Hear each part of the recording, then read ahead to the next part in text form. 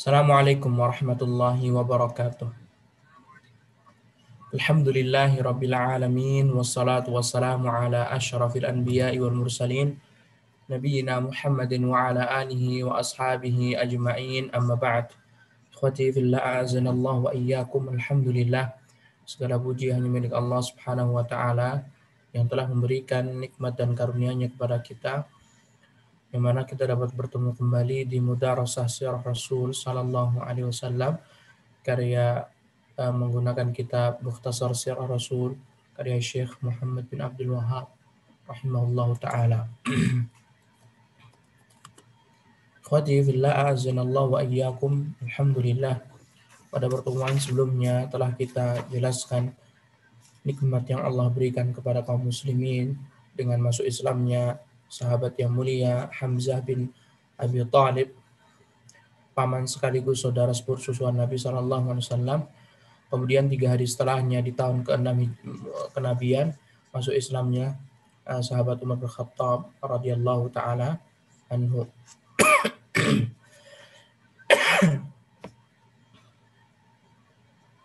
Dan Allah Subhanahu wa taala memberikan kenikmatan kepada kaum muslimin dengan masuk Islamnya kedua orang tersebut. Dan setelah itu mereka semuanya bisa lebih leluasa untuk melaksanakan ibadah di area Masjid Nabawi atau Al-Ka'bah. Masjid Al-Ka'bah. Kemudian ikhwati fillah azanallahu wa iyyakum. Nampaknya orang Quraisy, mereka ini tidak henti-hentinya untuk menyudutkan Nabi SAW dan kaum muslimin, sehingga mereka pun menggunakan berbagai cara hingga akhirnya mereka pun berinisiatif untuk memboikot, mengepung Nabi Muhammad dan keluarganya, Bani Hashim, dan orang-orang yang mau melindungi dia walaupun dia tidak beriman.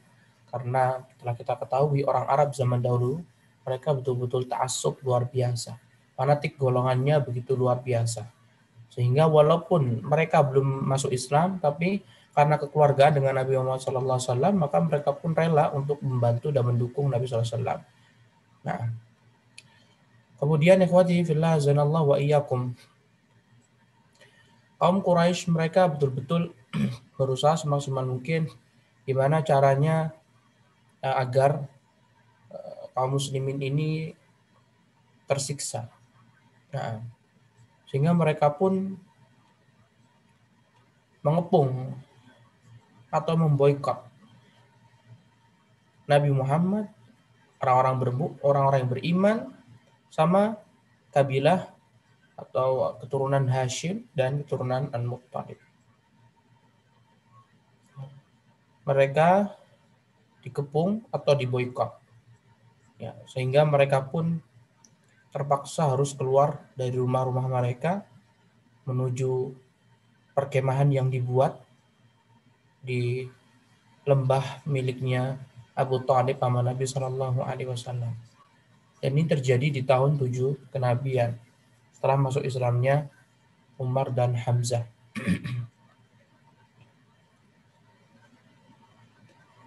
Dan ikhwati fillah azanallahu wa iyyakum. Di sini disebutkan himayatu Bani Hashim fi syi'bi, pengepungan Bani Hashim di lembah. Hashim memiliki Hashim kakek kedua Nabi SAW, putra dari Abdul Manaf, nama aslinya adalah Amr. Dan Hashim ini memiliki beberapa putra. Di antaranya adalah Abdul Muttalib. Semua keturunan Hashim semua dikumpulkan sama Abu Thalib di lembahnya, dan mereka harus keluar dari rumah mereka. Kecuali siapa yang mau mendukung orang-orang Quraisy, maka dia boleh tinggal di rumahnya. Seperti Abu Lahab. Abu Lahab yang namanya Abdul Uzza, dia ini dia tidak mau mendukung Nabi SAW. Akhirnya dia diperbolehkan oleh orang Quraisy tinggal di rumahnya yang mewah. Adapun orang-orang yang lainnya, selama mereka mau membantu Nabi, mereka harus keluar dari rumah mereka dan mengungsi di lembah miliknya Abu Talib, Abdul Manaf tadi. Syekh rahimahullah mengatakan ketika seluruh Bani Hashim, baik yang beriman maupun tidak beriman. Ya, kalau beriman jelas membantu akibat membaiat kepada Nabi SAW. Adapun orang yang kafir yang tidak beriman, mereka ashabiyah, mereka fanatik golongan. Ya, zaman dulu fanatik golongan luar biasa. Sekalipun dibenci atau sekalipun bukan sependapat, tetap mereka tolong. Nah, jadi seluruh Bani Hashim kan nggak semua masuk Islam, semuanya ngikut. Nah, bersepakat untuk melindungi Rasulullah SAW. Orang-orang Quraisy pun berkumpul. Mereka sepakat memboikot Bani Hashim, yaitu mereka tidak akan berkawan. Ini perjanjian mereka, orang-orang Quraisy, satu, la yujalisuhum, tidak akan duduk bersama Bani Hashim. Wala yubayi'uhum, tidak menjual barang dagangan mereka kepada Bani Hashim.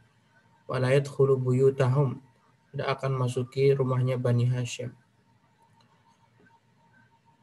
Kecuali setelah mereka menyerahkan Rasulullah SAW untuk dibunuh. Bahkan ini tidak singkat ini, masih banyak lagi perjanjian tidak disebutkan oleh penulis. Misalkan tidak boleh menikahkan anak-anak Bani Quraisy dengan keturunannya Hashim. Nah, kemudian tidak boleh menikahi keturunan Bani Hashim. Nah, dan masih banyak lagi. Kalau orang-orang Quraisy itu kalau bisa dipikir-pikir, mereka ini menafikan kedudukan Hashim dan Abdul Muttalib. Padahal Hashim itu telah berjasa untuk orang-orang Quraisy, kepada kakeknya Abu Jahal, kepada kakek-kakeknya orang-orang yang tua, para orang-orang tua Quraisy. Hashim berjasa. Hashimlah yang pertama kali mengajak berpergian, berniaga ketika musim dingin dan musim panas. Musim dingin pergi ke Yaman, musim panas pergi ke Syam. Ya.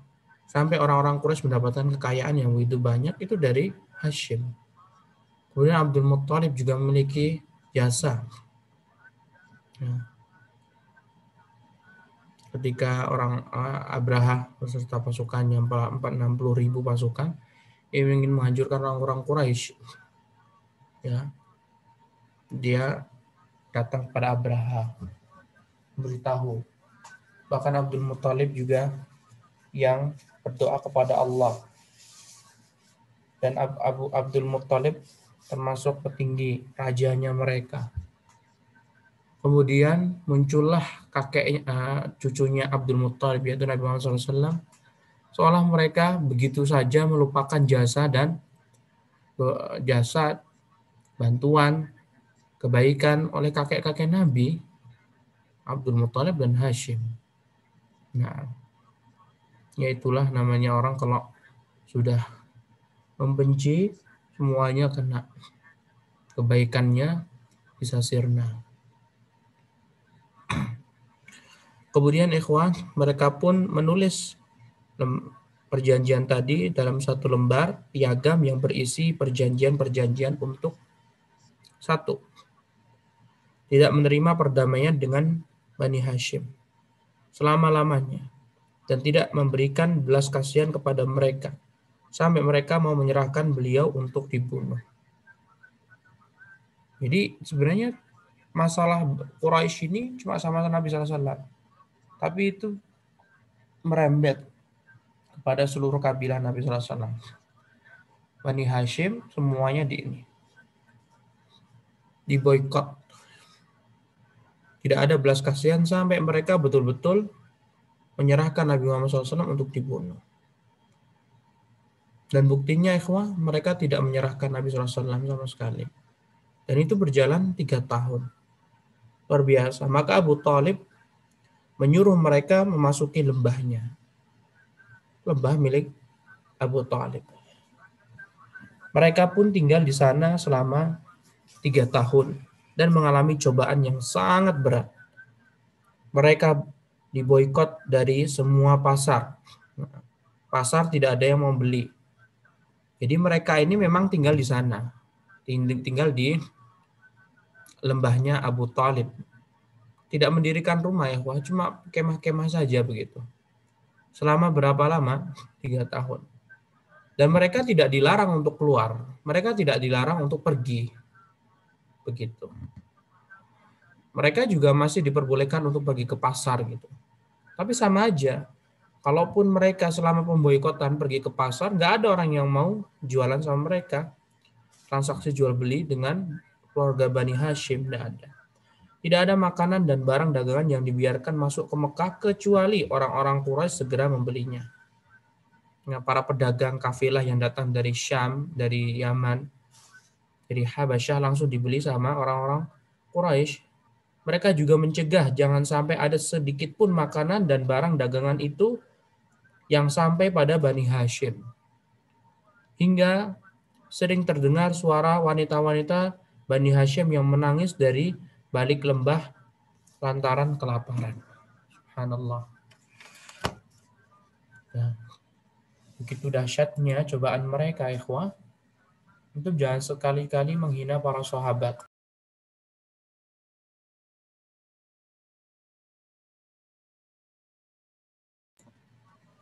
Jangan sekali-kali menghina para sahabat ridwanullah alaihim ajmain. Jasa mereka begitu besar. Mereka rela 3 tahun untuk melindungi Nabi Shallallahu Alaihi Wasallam. 3 tahun untuk melindungi Nabi Shallallahu Alaihi Wasallam. Tidak mau menyerahkan Nabi SAW pada orang Quraisy untuk dibunuh. Jadi betul-betul harus mengetahui kedudukan para sahabat ridwanullah alaihim ajmain. Mungkin kalau antum di posisi mereka nggak akan bisa, nggak akan mampu. Nah, dan diantara ketika antum sudah mengetahui perjuangan para sahabat ridwanullah alaihim ajmain, antum harus beragama Islam sesuai dengan mereka.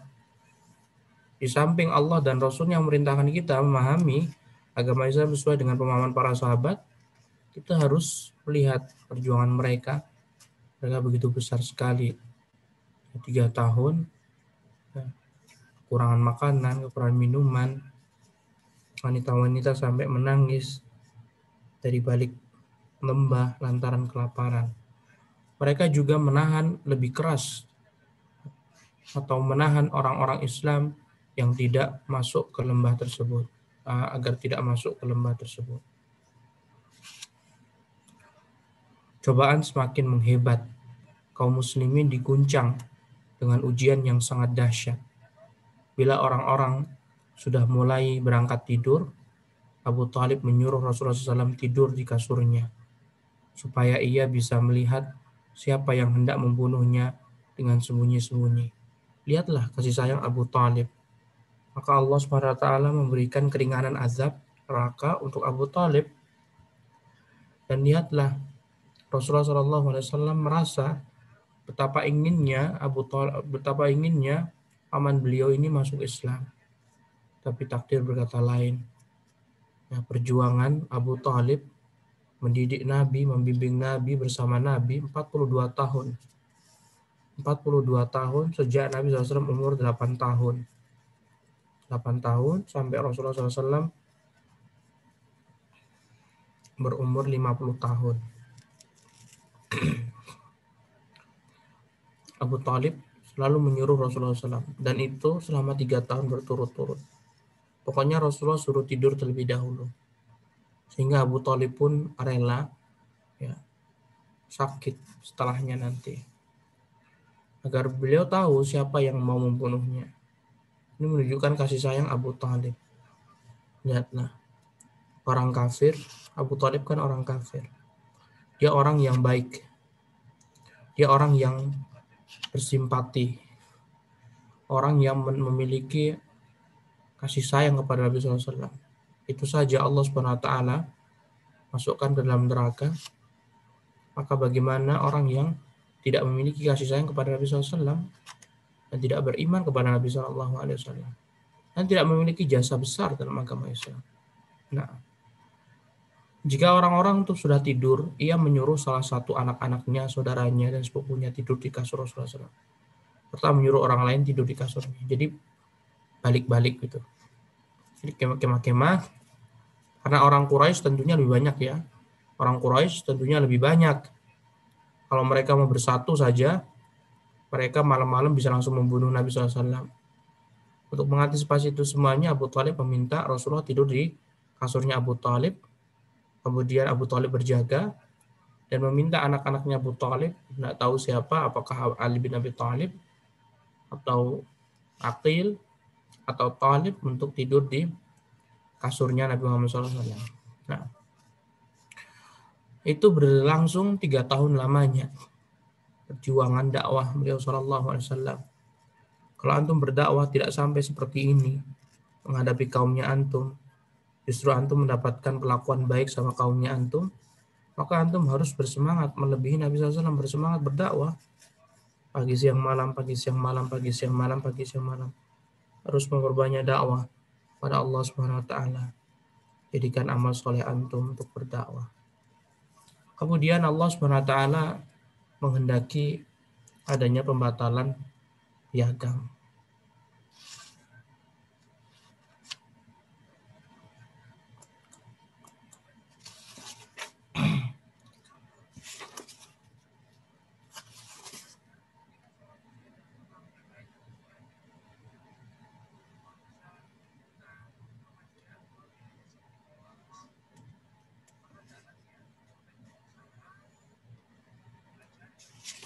Ada yang tidak diterjemahkan, mungkin terlalu kesusahan apa ya. Ini tidak diterjemahkan karena bentuk-bentuk syair, dan menerjemahkan syair itu susah, tak semudah yang kita bayangkan.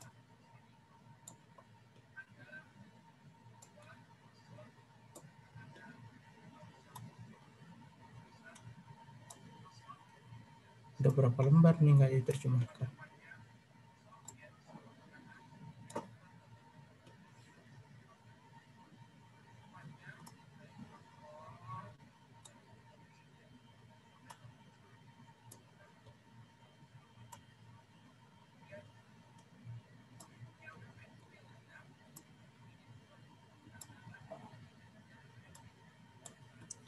Dua halaman,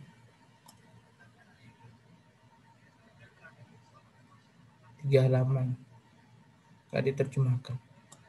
Karena langsung pembahasan pembatalan sahifah, lembaran. Pembatalan lembaran. Perjanjian tadi ya. Selanjutnya Hisham bin Amr bin min Bani Amir bin Lu'ay.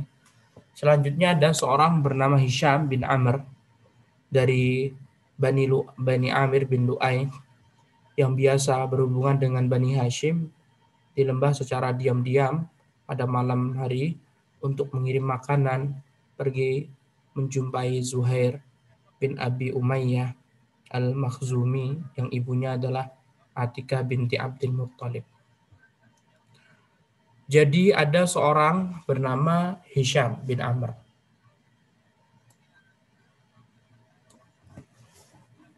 Hisham bin Amr ini dia merasa iba, kasihan kepada Bani Hashim. Akhirnya setiap malam dia itu mengendap-endap masuk ke lembahnya Abu Thalib dan memberikan makanan. Nah, dia ini pergi ke Zuhair bin Abi Umayyah.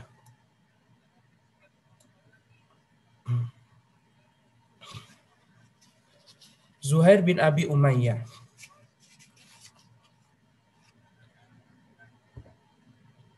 Sedangkan ibunya Zuhair ini Atikah binti Abdul Muttalib. Dulu ya, ini 96 kita lihat dulu. Masih ingat. Zuhair bin Abi Umayyah Al-Makhzumi. Atikah binti. Nah, kita lihat di nasabnya Abu Thalib.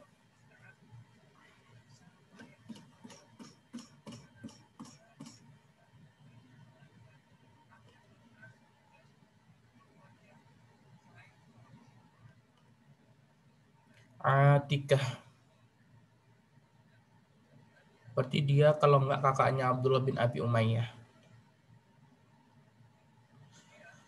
La haula wala quwwata illa billah.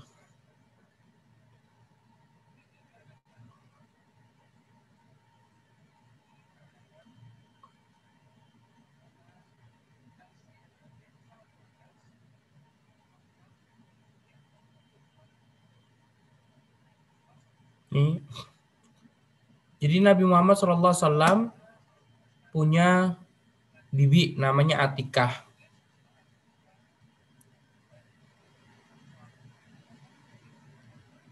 Para ulama berselisih pendapat tentang keislamannya. Atikah ini punya suami namanya Abu Umayyah Al-Makhzumi.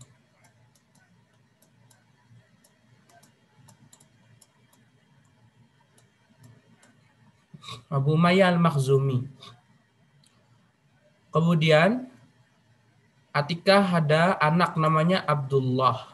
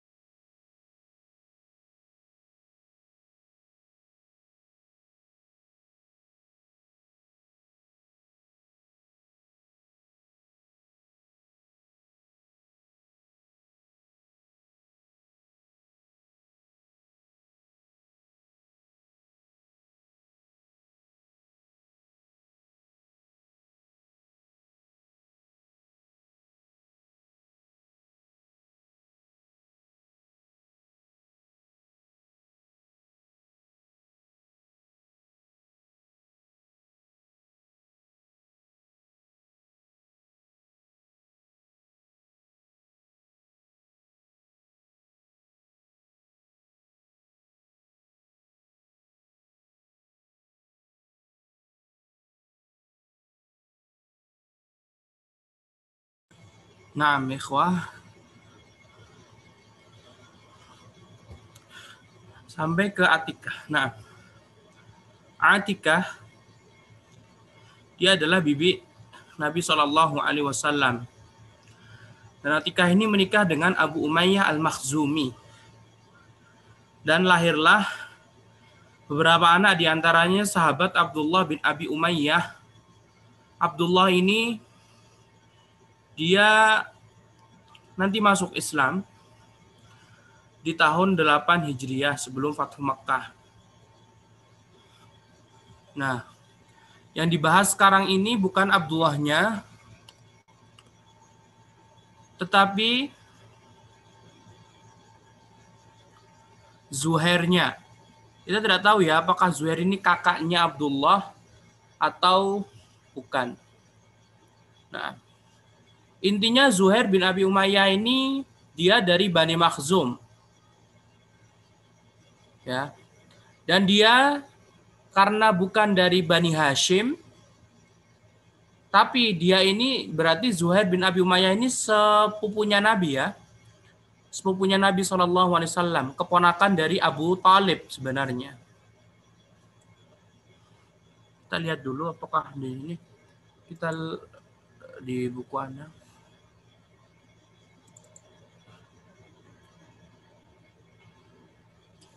Abu Talib.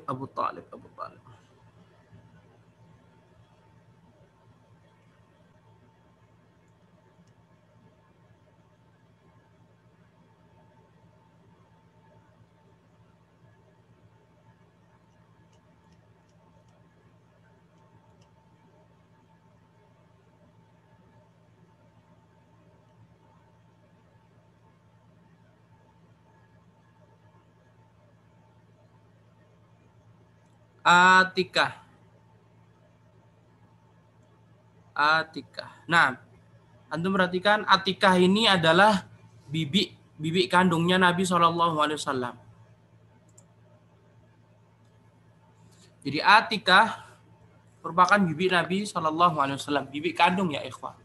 Berarti Zuhair bin Abi Umayyah ini Al-Makhzumi, dia ini sepupu Nabi SAW, keponakan dari Abu Talib. Nah,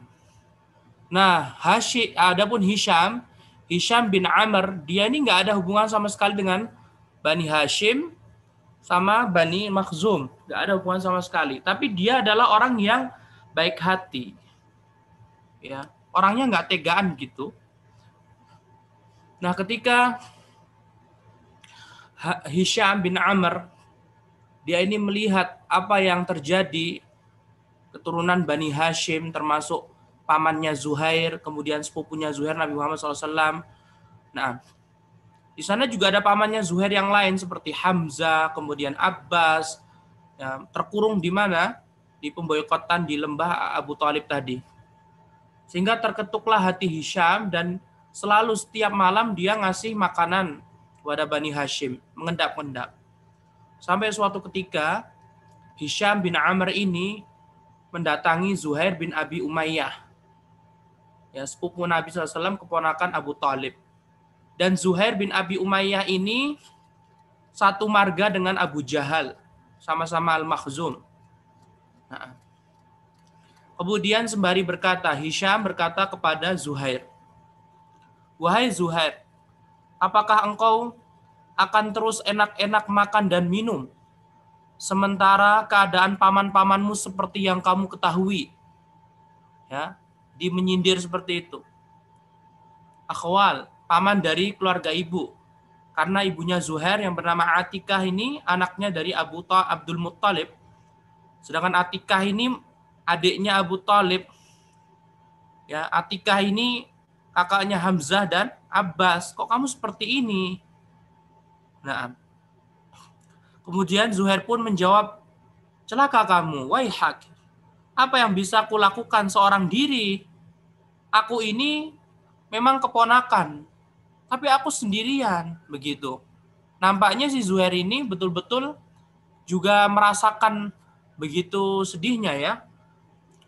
Masa keluarga ibunya sendiri dikurung, sedangkan Yang mengurung adalah keluarga ayahnya, Bani Makhzum, Abu Umayyah tadi.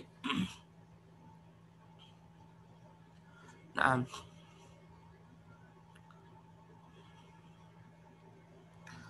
kemudian celaka kamu. Apa yang bisa kulakukan seorang diri demi Allah? Seandainya aku didukung oleh orang lain, tentu aku akan membatalkan piagam atau perjanjian tersebut. Nah, kemudian Zuhair berkata, Hisham berkata, aku akan mendukung wahai Zuhair. Zuhair berkata, carikan orang ketiga. Ini udah 2 orang nih. Ya, ini ingin pembatalan Sohifah. Hisham bin Amr, Zuhair bin Abi Umayyah, sepupu Nabi. Cari tahu, coba cari tahu. Nah, akhirnya dia adalah Abu Al-Bakhtari, kata Hisham. Nah, orang ketiga yang ada di garis bawah ini. Abu Al-Bakhtari bin Hisham. Ini mau membantu juga. Kemudian kata Zuhair, cari orang keempat. Kemudian Zam'ah bin Al-Aswad. Zam'ah bin Al-Aswad, nomor 4. Kemudian carikan lagi yang kelima. Kemudian Al-Mut'im bin Adi. Mut'im bin Adi, dia sepantaran dengan Abu Thalib kalau antum masih ingat. Mut'im bin Adi bin Naufal bin Abdul Manaf. Abu Thalib bin Abdul Muttalib bin Hashim bin Abdul Manaf. Nah, sepantaran dengan ini. Cari. Nah, akhirnya sudah terkumpul 5 orang. Siapa tadi? Hisham bin Amr, Zuhair bin Abi Umayyah, Abu Bakhtari bin Hisham, nah, kemudian Zam'ah bin Al-Aswad, Mut'im bin Adi. Nah, akhirnya ikhwah, mereka pun berkumpul di Hajun dan bersepakat untuk membatalkan piagam tadi.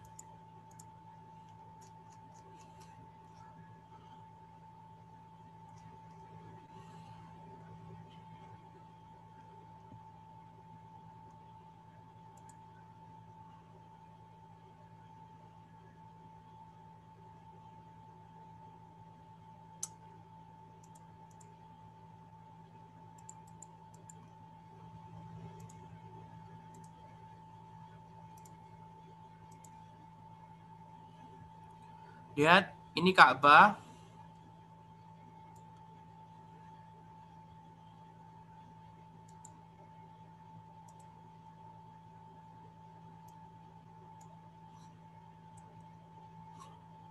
Ini Syi'ab. Ini lembah yang dikurung nih, Nabi Muhammad, dan ini dikurung di sini. Tuh. Udah. Dan mereka berkumpul di sini, Hajun, jauh dari Mekah. 5 orang tadi.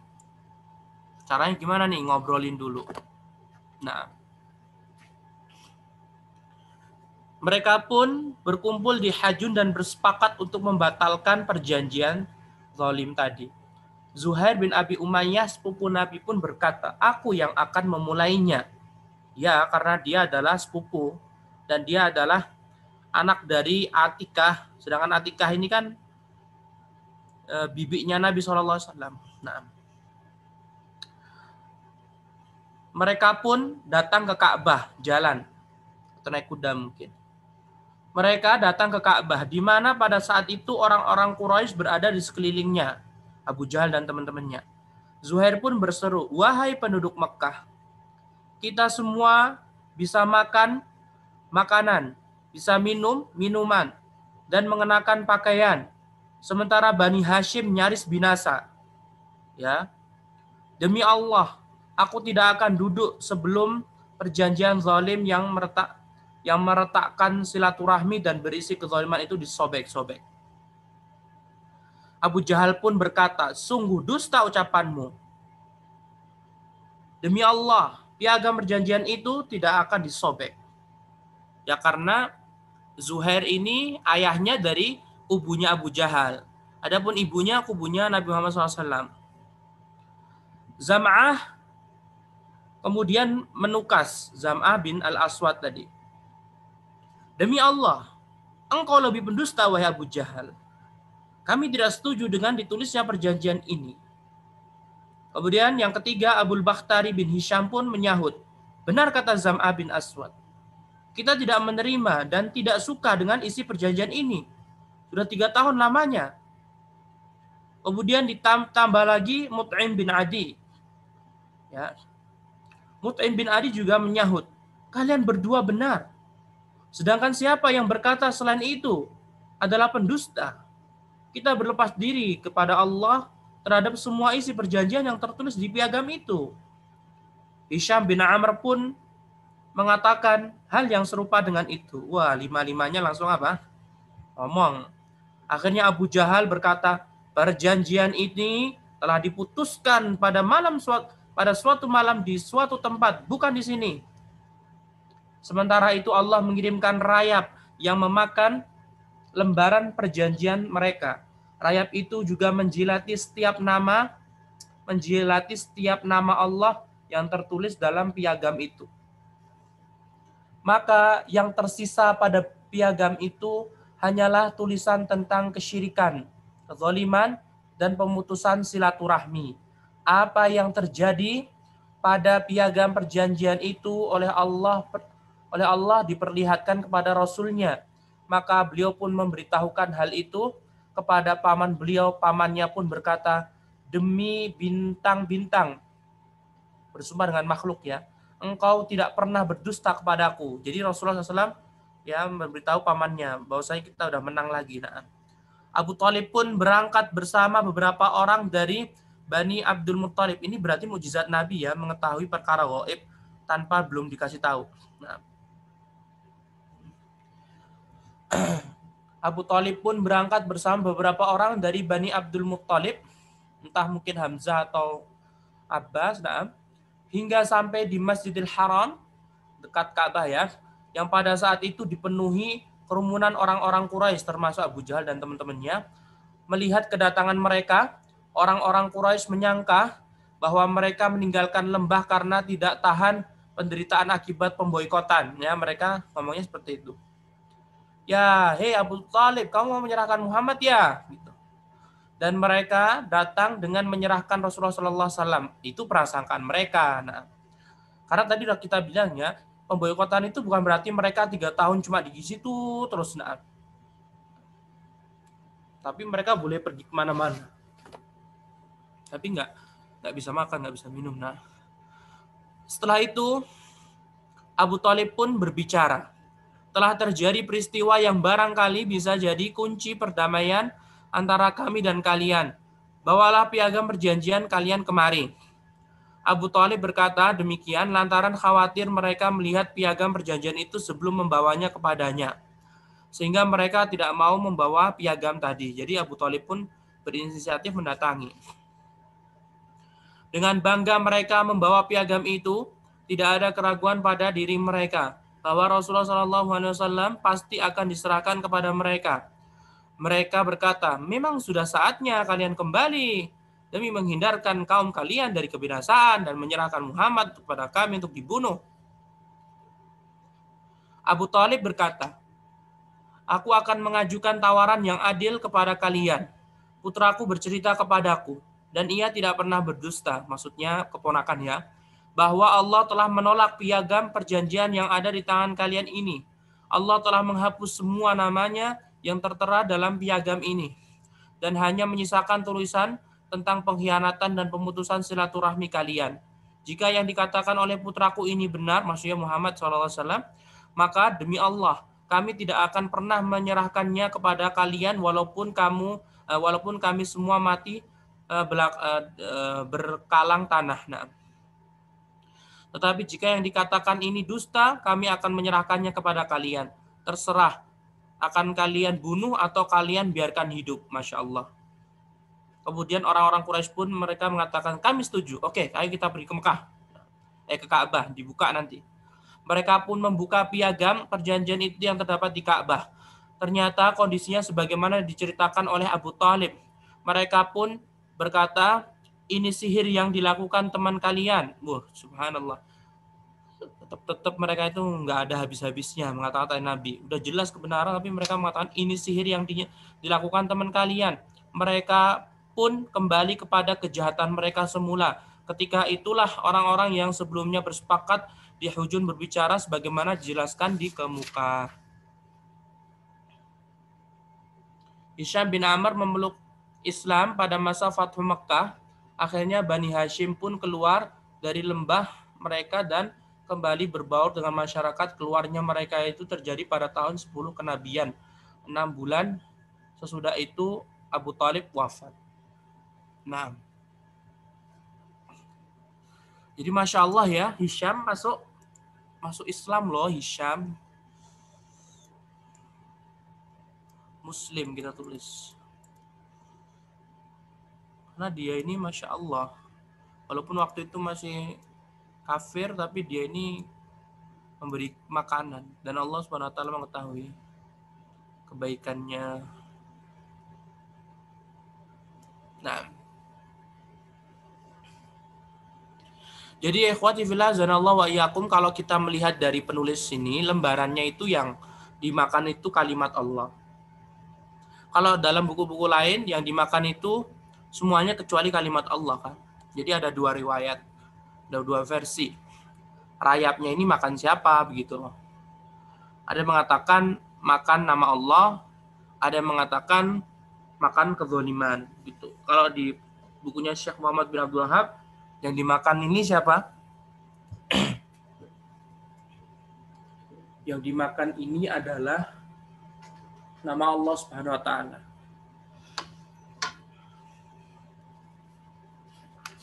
Kemudian habis itu keluar dari pemboikotan dan habis itu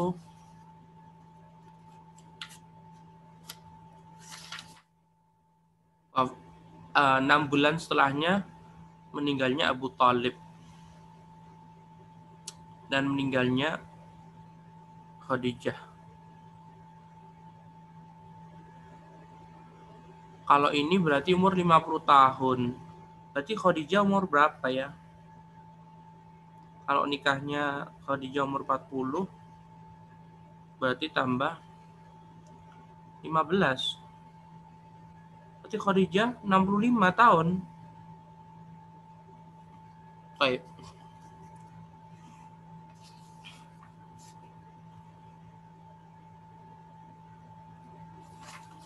Kita akan membahas terakhir berkaitan tentang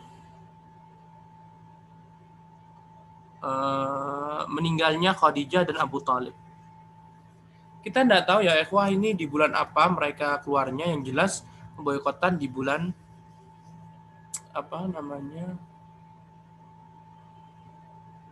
pemboikotan di bulan di tahun, bukan di bulan. Di tahun ke-10 kenabian terakhirnya, berarti 7, 8, 9, 10. Nah, terakhir, hanya beberapa hari setelah wafatnya Abu Thalib, Khadijah juga wafat. Jadi tadi pemboikotan udah bubar. Nah, Abu Thalib sempat hidup 6 bulan, setengah tahun begitu. Nah, habis itu meninggal dunia. Nah, setelah beberapa hari, Khadijah pun meninggal dunia. Masya Allah kan? Makanya sebagian ulama sirah menyebut ini adalah Amul Huzni. Amul Huzni. Amul Huzni artinya tahun kesedihan. Karena memang Nabi SAW betul-betul tertimpa kesedihan yang mendalam. Meninggalnya paman beliau yang telah mengasuh 42 tahun. Dan Khadijah radhiyallahu taala anha yang bersama Nabi SAW selama berapa tahun? 35 ya? 35. 25 tahun. Nah, kan Nabi ini umurnya 50 tahun, berarti 25 tahun. Nah, Khadijah mendukung Nabi selama atau hidup bersama Nabi selama 25 tahun, Masya Allah. Dan Abu Thalib hidup bersama Nabi 42 tahun, luar biasa, makanya kesedihan mendalam. Hanya beberapa hari, tapi sayangnya Abu Thalib nggak masuk Islam, itu yang lebih sakit banget. Kalau Khadijah alhamdulillah masuk Islam. Hanya beberapa hari setelah wafatnya Abu Thalib, Khadijah juga wafat. Maka setelah wafatnya keduanya, cobaan berat silih berganti dialami Rasulullah SAW. Kaumnya semakin kurang ajar kepada beliau dan menyakiti beliau secara terang-terangan. Mereka hendak membunuh Nabi Muhammad SAW, tetapi Allah memberikan perlindungan. Abdullah bin Amr bin Al-As berkata, saya menghadiri pertemuan di mana para pemuka orang kafir Quraisy berkumpul di Hijr. Mereka menyebut-nyebut tentang Rasulullah SAW. Mereka, ini Abdullah bin Amr bin Al-As. Abdullah bin Amr bin Al-As. Abdullah bin Amr bin Al-As. Anaknya, oh iya benar. Abdullah bin Amr bin Al-As. Sahabat, dua-dua sahabat. Abdullah sahabat, Amr juga sahabat. Walau Al-As itu yang menzalimi sehingga terjadilah hilful fudul, itu Al-As. Jarak antara Abdullah dan Amr bin Al-As itu hampir setara ya ikhwah. Karena Amr bin Al-As ini nikahnya masih kecil banget. Amr bin Al-As masih kecil dan nikah, akhirnya lahirlah Abdullah. Jadi Abdullah dan Amr ini sepantaran gitu. Padahal anak dan bapak ya. Nah, Abdullah bin Amr bin Al-As ini berkata, saya menghadiri pertemuan di mana para pemuka orang Quraisy berkumpul di Hijr. Mereka menyebut-nyebut tentang Rasulullah SAW. Mereka berkata, tidak pernah aku melihat orang yang melebihi kesabaran kita kepada dia. Dia membodoh-bodohkan akal kita, memaki nenek moyang kita, dan memecah belah persatuan kita. Orang Quraisy maksudnya. Ketika mereka berbincang demikian, tiba-tiba Nabi Muhammad SAW pun datang mencium rukun. Saat beliau berlalu di hadapan mereka, mereka saling mengedipkan mata. Seperti dalam surat Al-Mutaffifin. Wa idza maru bihim yataqamazuna. Dalam sebuah hadis disebutkan bahwa pada kali kedua, untuk kedua kalinya, beliau berkata kepada mereka, aku telah datang kepada kalian dengan membawa sembelihan. Mereka pun berkata, wahai Muhammad, engkau bukanlah orang bodoh, maka pergilah, engkau orang yang berakal. Keesokan harinya mereka berkumpul, mereka berkata, kalian telah berbicara demikian rupa, tetapi ketika ia datang membawa sesuatu yang kalian benci, kalian membiarkannya. Ketika itu tiba-tiba beliau muncul di hadapan mereka, mereka pun berkata, ayo berdiri menyerangnya secara bersama-sama. Aku melihat Uqbah bin Abi Mu'ayyid telah memegang ikatan selendang beliau SAW. Sementara Abu Bakar sendiri melindungi beliau seraya menangis dan berkata, apakah kalian hendak membunuh seseorang yang mengatakan Rabbku adalah Allah? Nah, dalam versi riwayat lain dari Asma seperti demikian. Datanglah seorang yang berseru kepada Abu Bakar, datanglah kepada sahabatmu. Maka Abu Bakar meninggalkan kami, sedangkan ia mempunyai 4 kepang rambut. Ia pergi seraya berkata, apakah kalian hendak membunuh orang yang mengatakan Rabbku adalah Allah? Maka orang-orang Quraisy berpaling dari beliau dan melihat kepada Abu Bakar. Beberapa waktu kemudian Abu Bakar kembali kepada kami. Ia tidak mau menyentuh sedikit pun salah satu dari kepang rambutnya kecuali setelah pulang bersama Rasulullah SAW. Suatu kali Rasulullah SAW sholat di Baitullah sedangkan jumlah pemuka Quraisy melihatnya. Seorang pemuka Quraisy membawa ari-ari onta kemudian melemparkannya di punggung Nabi SAW. Jadi ini intinya bercerita tentang betapa sadisnya orang-orang Quraisy setelah meninggalnya Abu Thalib ya. Padahal umur Nabi 50 tahun, itu bisa bayangin umur 50 tahun ikhwah. Kemudian suatu kali Rasulullah SAW, orang-orang Quraisy mengerti kejujuran dan amanah beliau serta bahwa ajaran yang beliau bawa merupakan kebenaran dan akan tetapi mereka sendiri sebagaimana difirmankan oleh Allah Subhanahu wa taala. Sebenarnya mereka bukan mendustakan kamu, akan tetapi orang-orang yang zalim itu mengingkari ayat-ayat Allah. Nah, sebenarnya mereka ini udah meyakini kebenaran agama Nabi, tapi ya seperti itulah. Imam Zuhri mengkisahkan bahwa Abu Jahal bersama sekelompok orang diantaranya adalah Akhnas bin Syuraik mendengarkan bacaan Al-Quran Rasulullah SAW di malam hari. Akhnas berkata kepada Abu Jahal, wahai Abul Hakam, Bagaimana pendapatmu tentang bacaan yang kau dengar dari Muhammad?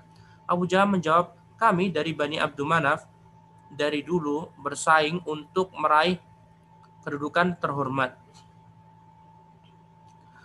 Jika mereka memberi makan, kami pun memberi makan. Jika mereka memberi angkutan, kami juga memberikan angkutan. Dan apapun yang mereka berikan, kami pun memberikannya juga. Ya, hingga setelah ibaratnya kami sama-sama duduk berlutut seperti kuda-kuda di lapangan pacu, tiba-tiba mereka mengatakan di kalangan kami ada seorang nabi yang menerima wahyu dari langit. Demi Allah, kami tidak akan mau mendengarkannya dan mempercayainya selamanya. Dalam riwayat lain, sungguh sebenarnya aku tahu bahwa apa yang dikatakannya itu benar. Tuh lihat, Abu Jahal mengatakan seperti itu. Tetapi Bani Qusay dulu mengatakan kami meminta wewenang Darun Nadwah. Maka kami jawab ya. Mereka katakan lagi, kami yang melayani dan menjaga Ka'bah. Kami juga menjawab iya. Mereka mengatakan lagi, kami yang memberi minum jamaah haji. Kami jawab iya, dan seterusnya. Kok nggak disebutin?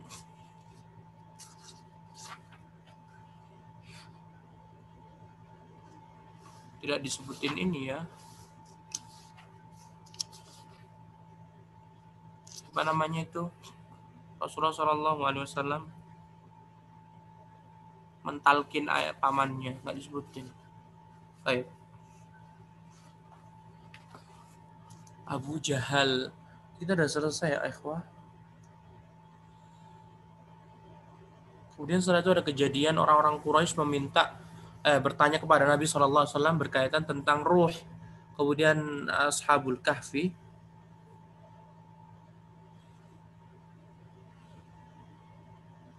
Nah, kemudian ada juga kejadian kisah Walid bin Mughirah yang mengatakan Al-Quran adalah sihir. Kemudian terbelahnya bulan. Nah, pokoknya permintaan-permintaan mereka.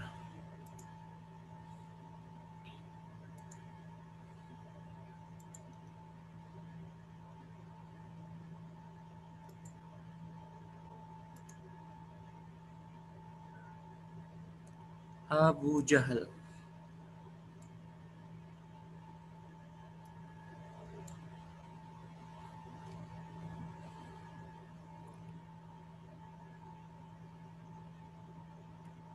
Abu Jahal.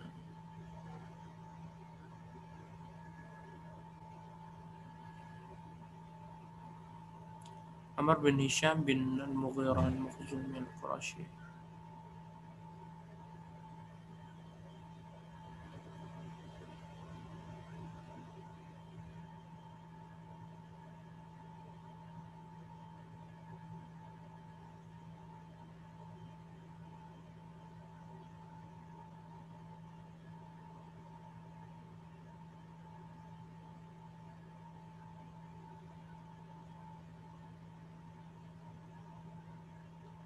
Hisham bin Mughirah. Mana sih kok nggak keluar?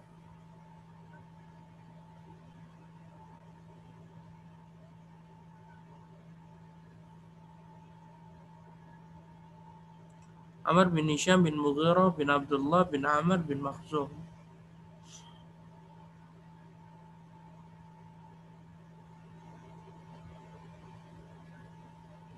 Murrah bin Ka'ab. Murrah bin Ka'ab bin Lu'ay.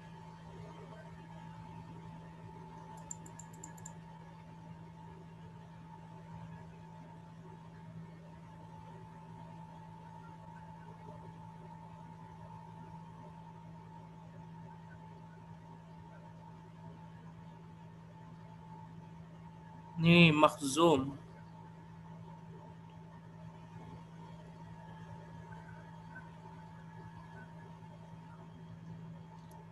Abu Jahal bin Hisham. Abu Jahal bin Hisham.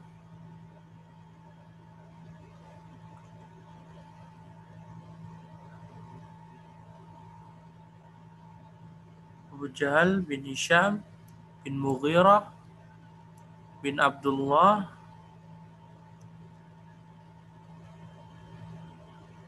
bin Umar bin Makhzum. Nah, jadi Bani Makhzum. Nih Zuhair bin Abi Umayyah bin Al-Mughirah bin Abdullah Bani Makhzum. Kemudian Abdullah bin Abi Umayyah, Hindun, Ummu Salamah, istri Nabi SAW. Hindun, berarti Hindun Ummu Salamah.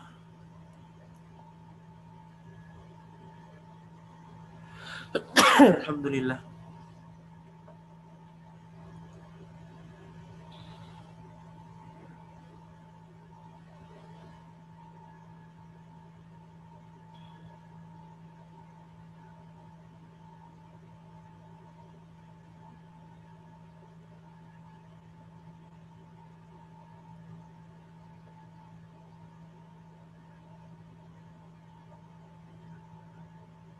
Mana nih Hindun?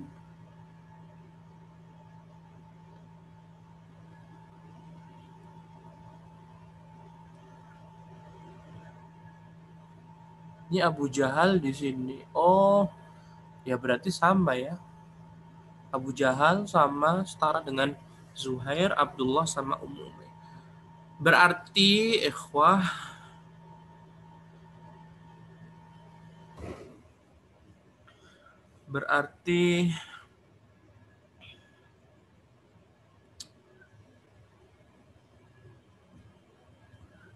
Ummu Salamah sama Abdullah bin Abi Umayyah, kemudian Zuhair bin Abi Umayyah tadi ya, itu semuanya berarti Ummu Salamah, Abdullah, Zuhair, Hisham sama Abu Jahal itu sepupuan.